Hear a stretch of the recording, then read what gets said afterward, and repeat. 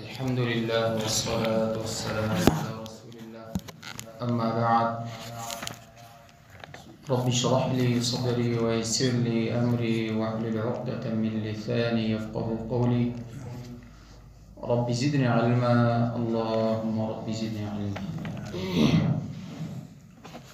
سیرت النبی صلی اللہ علیہ وسلم، ابتدائی دعوت اسلامیہ.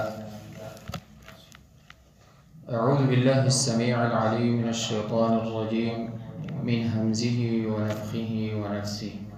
بسم اللہ الرحمن الرحیم.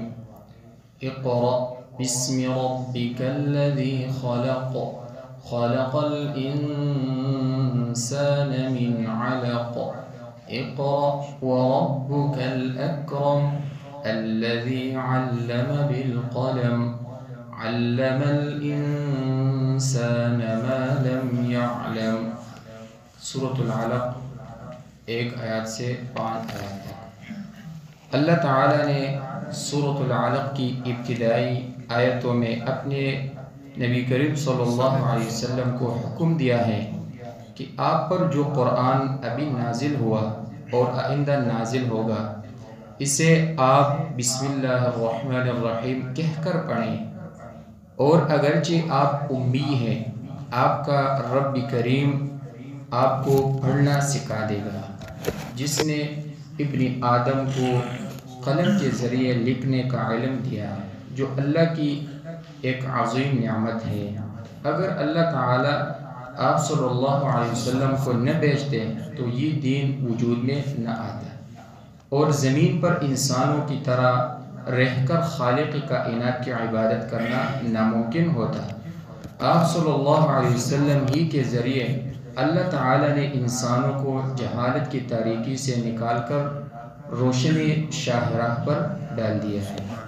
اللہ تعالیٰ نے دعوت اسلامیہ کی ابتدا قراءت اور کتابت کی دعوت کے ذریعے کی ہے، اور محمد عربی امی صلی اللہ علیہ وسلم جنہیں لکھنا پڑھنا نہیں آتا، ان کا سب سے بڑا معجزہ قرآن کو بنانا، جس کی تلاوت ہوتی ہے اور جو کتاب کی شکل میں لکھا جاتا ہے. اور اس بات کا اعلان کیا ہے کہ اللہ تعالیٰ اسی کتاب کے ذریعے امت محمدیہ کو یکسر ناخواندگی کی حالت سے نکال کر علم کی دنیا میں پہنچا دے گا، جیسے کہ اللہ تعالیٰ نے فرمایا ہے سورۃ الجمعہ آیت نمبر 2. هو الذي بعث في الأميين رسولا منهم يتلو عليهم آياته ويزكيهم ويعلمهم الكتاب والحكمة وإن كانوا من قبل لفي ضلال مبين.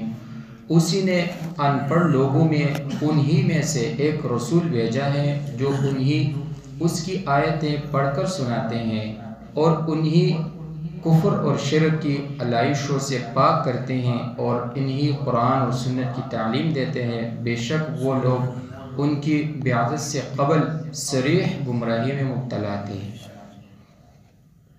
اور اسی طرح سورۃ المدثر آیت نمبر 1 سے 5 تک. اعوذ باللہ من الشیطان الرجیم. بسم اللہ الرحمن الرحیم. یا ایہا المدثر قم فانذر وربک فکبر وثیابک فطہر والرجز فہجر. اور توقف وحی کے بعد جو 5 آیتیں نازل ہوئی، ان میں اللہ تعالیٰ نے آپ صلی اللہ علیہ وسلم کو مندرجہ ذیل باتوں کا حکم دیا. آپ انہیں اور اہل مکہ کو ڈرائیے کہ اگر وہ اوثان اور اصنام کی عبادت سے باز نہیں آئیں گے جن کی ان سے پیشتر ان کے آباء اور اجداد عبادت کرتے رہتے تھے، تو اللہ تعالیٰ کا عذاب انہیں آ لے گا. اور نمبر 2، آپ اپنے آقا اور مالک اور اپنے تمام امور کی اصلاح کرنے والے رب ذوالجلال کی عظمت اور کبریائی بیان کرتے رہیں اور اعلان کرتے رہیں کہ اس کی ذات سب سے اعلیٰ اور برتر ہے، تخلیق اور بادشاہی اور عبادت کسی میں بھی اس کا کوئی شریک نہیں۔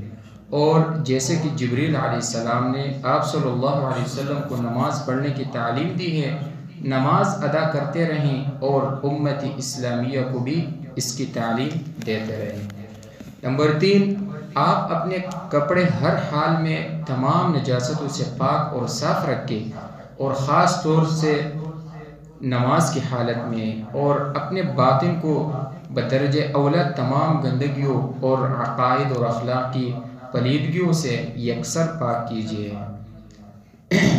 نمبر 4 ہے، آپ اصنام اور اوثان سے بالکل کنارہ کش ہو جائیں، اور چونکہ نبی کریم صلی اللہ علیہ وسلم جب سے پیدا ہوئے بتوں کی عبادت سے بالکل دور رہیں، اس لیے اس آیت کریمہ میں بتوں سے عداوت اور ان سے دور رہنے کی آپ کو مزید رغبت دلائی گئی ہے، اور لوگوں کو بتوں کی پوجا سے بالکل کنارہ کش ہو کر صرف ایک اللہ وحدہ لا شریک کی عبادت کی دعوت دینے کا حکم دیا گیا ہے۔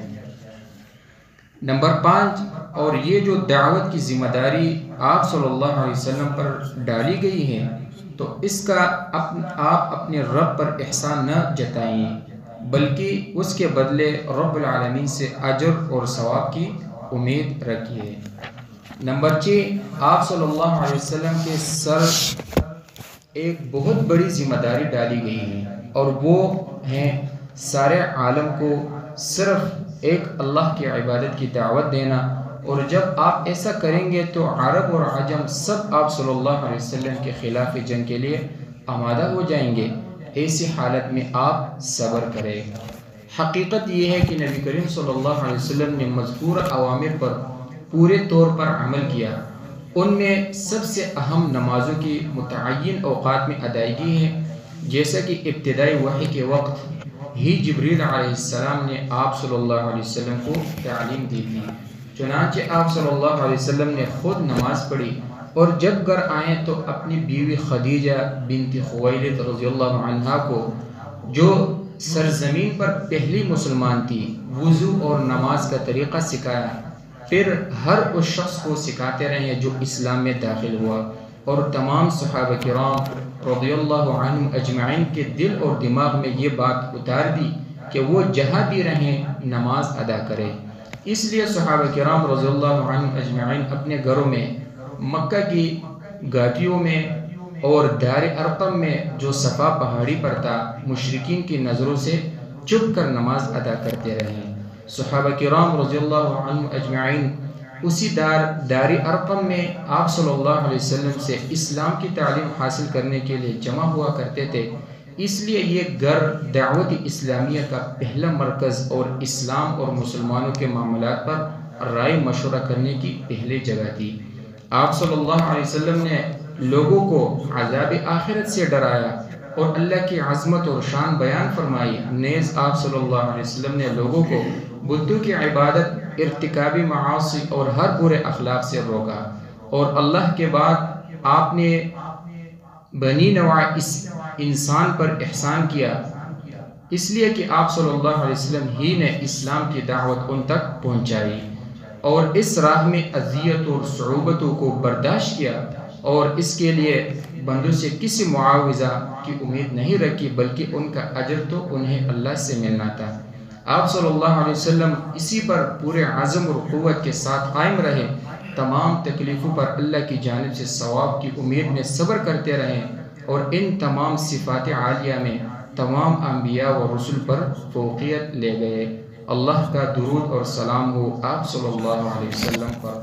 رب العالمین سے دعا ہے کہ وہ ہم سب کو رسول اللہ صلی اللہ علیہ وسلم کے تمام حقوق ادا کرنے، آپ کی اطاعت کرنے اور آپ صلی اللہ علیہ وسلم سے سچی محبت کرنے کی توفیق دے، اور روز قیامت ہمیں آپ صلی اللہ علیہ وسلم کی شفاعت اور آپ کے ہاتھوں مبارک حوض کوثر کا پانی نصیب کرے، آمین۔ رب العالمین سے دعا ہے کہ صحیح معنی میں سمجھنے اور اس پر عمل کرنے کی توفیق عطا فرمائے۔ ھذا من عند واللہ اعلم بالصواب۔